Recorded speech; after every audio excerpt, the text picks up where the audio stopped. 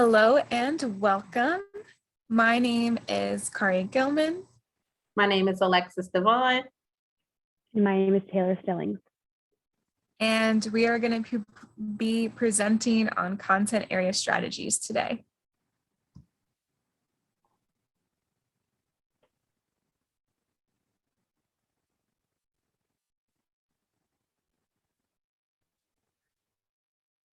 So what is a content area? This refers to the domain of knowledge and skill in an academic program, such as math, ELA, art, etc. So content area strategies, they assist students to learn the specific knowledge and skills within that domain. So some of these strategies will be specific to math or specific to ELA, whereas other strategies are more general and broad.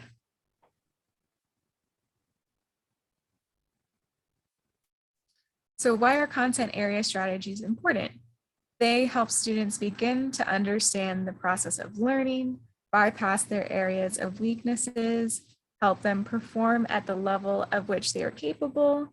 They help to promote flexible thinking and teach students the importance of shifting their approaches to different tasks.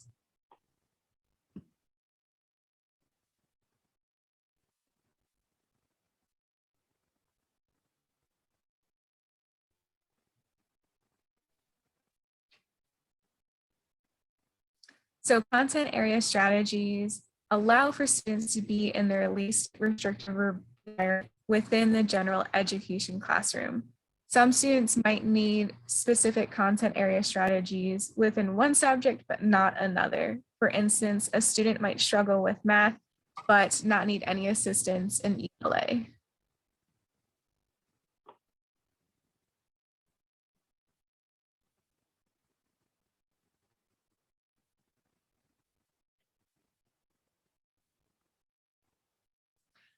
So the family can advocate for the student with disabilities during the pre-referral or IEP process. They also are very helpful in providing information on the child's strengths and support needs at home, as well as background information and information on any additional factors that might affect the child's learning.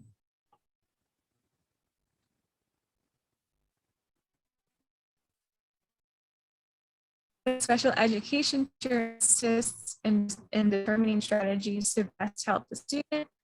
And the general educator can also assist in this department as well, and implement the strategies to best support the student while also monitoring their progress with their goals.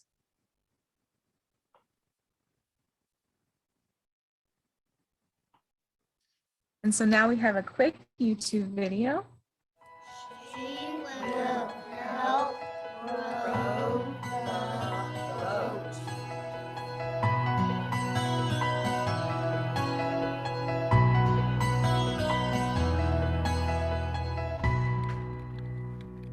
For students with disabilities, the right accommodations and modifications can be as important to school success as appropriate IEP goals. These educational supports are similar, but they are not the same. Accommodations change how a student accesses information, participates in school activities, or demonstrates their learning. They do not change the curriculum. Modifications, however, change what is being taught or what a student is expected to learn and demonstrate. I only need you to do the circled problems for me. Accommodations can be made by adjusting the amount of work a student must complete, allowing extra time, Just go ahead and turn your paper in. Okay, you can go ahead and keep working. You've got about 5 more minutes. adapting assignments, Alex, I have your shapes here. Good. providing extra assistance, or changing the physical setting. Let's do one more page today. There is no one set list. Because each child is unique, the IEP team must identify specific strategies to help your child succeed.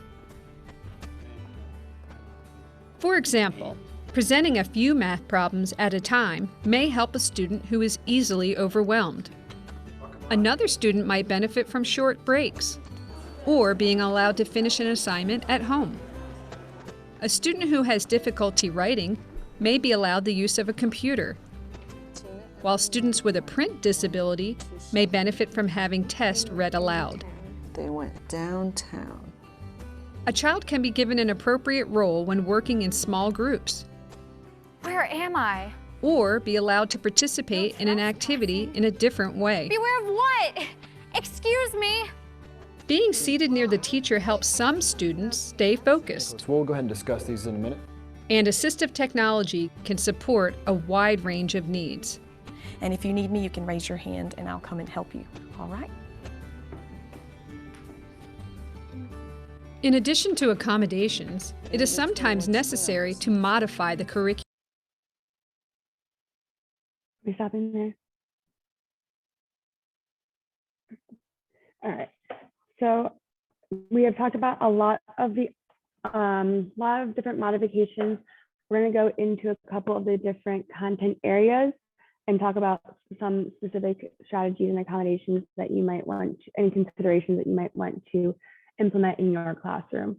We're going to be talking about math, art, and music today. Math is just kind of one of those overall ones that we're going to start with. So some of the ways that we can accommodate the text in math, because a lot of the time when we are working with students with special needs and learning disabilities, they process information a lot better and easier when it's visual. So some of the things that we can do is bolding and highlighting words or numbers to draw attention and raise the student's awareness of the importance of the words or numbers within that problem. You can also highlight and color code different steps of each problem. You can scaffold questions to some problems by providing different questions or sub-questions to break down and break up those questions to help students access the material more easily. You can also use friendly numbers. So instead of $6.25, you can just use the flat $6, just to put that focus on the mathematical content of the unit rather than the difficulty of the problem or the question. We can also use hints. So hints provide additional support to the students. It helps us tell them how to read or show them how to read or think about the problem, addressing the problem, solving the problem even. These hints can reference the student back to an earlier problem that was kind of similar, an explanation of the concept, or a suggestion on a way to start the problem. Some other classroom strategies that we can use in the math classroom is cooperative learning groups. In the video that you guys just watched, they did talk about small groups, giving each child an active role. Also allowing the use of manipulatives and calculators. Again, people with special needs, like even really anybody, benefits by using visual ways of learning. Repetition review, that modeling, doing that over and over again is really going to drill those strategies into the students' minds. Also using the concrete to representational to abstract strategy. This strategy uses demonstration, modeling, and guided practice, followed by an independent practice and immediate feedback, which are aspects commonly found in direct instruction. So this is just helping narrow down the student's focus, going from the big to the small. Okay, we're going to go to art strategies. Now, art strategies are pretty closely linked to the math strategies. Luckily, with art, mostly everything is visual. So what we can do in an art classroom to help students with special needs is to provide clear expectations. Anybody and everybody always does well if they know what's expected of them and what's going to go on and happen in that classroom. A consistent routine, starting off with a clear warm-up and maybe having a flow of the class being consistent, it's going to help. Giving students extended time to finish projects, even like little mini breaks or chunking in that independent work will help break up the workload. Preferred seating, we also heard about that in the video, maybe sitting closer to the teacher. This can also include sitting in a chair, sitting in a stool, maybe sitting on the floor, using a clipboard, kind of whatever works best for the child. It could be a stool, it could be a chair with arms, whatever they need. Lastly, adapted materials or assistive technology is really going to help, especially in that art classroom. Here are a couple of adapted art supplies. Here in this top left corner, we see some activity trays. It just keeps all of the materials and supplies for your students in one space without them rolling off the table and getting lost. We have a couple of different grip things for students who have issues with that hand muscles or those kind of pincer muscles. We have those, the grips for any kind of pencils. We have adapted paintbrushes to make it easier to grip, as well as all these different kinds of scissors to use. Okay. All right. All right, now we're going to get into some music strategies. So just like math and art, all those things can be applied into music, but we're going to get into some teaching strategies for music.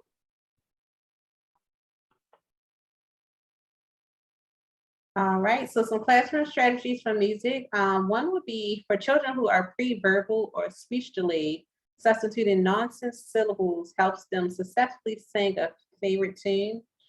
So syllables like do, bo, la, etc. are easily pronounceable and fun for children to articulate.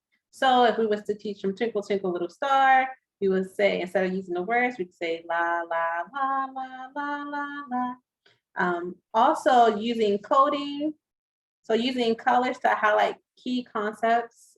So for example, solfege, do, re, mi, fa, sol, la, ti, do. We know that we'll use do for blue, re is red, and mi is green, and we will continue with different colors for other syllables. And we will continue with blue again for do. Substituting words or phrases with a rhythm by clapping or using instruments like rhythm sticks or drums. And generally just developing a hands-on program that emphasizes activities like movement, using instruments, rhythm, speech, sound, exploration, melody, and dance for the best effects. Other ways to accommodate in music is teach and repeat or repetition, teaching songs by rote and echoing patterns and just repeating.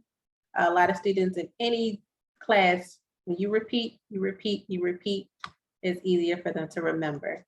Also providing rhythm instruments, teaching words as a rhythm, or teaching the song as the rhythm first and then providing the melody. Read aloud any verbal, any information you present visually for our students that might have a little bit of visual impairment. And providing a partner, assign a movement partner for movement activities.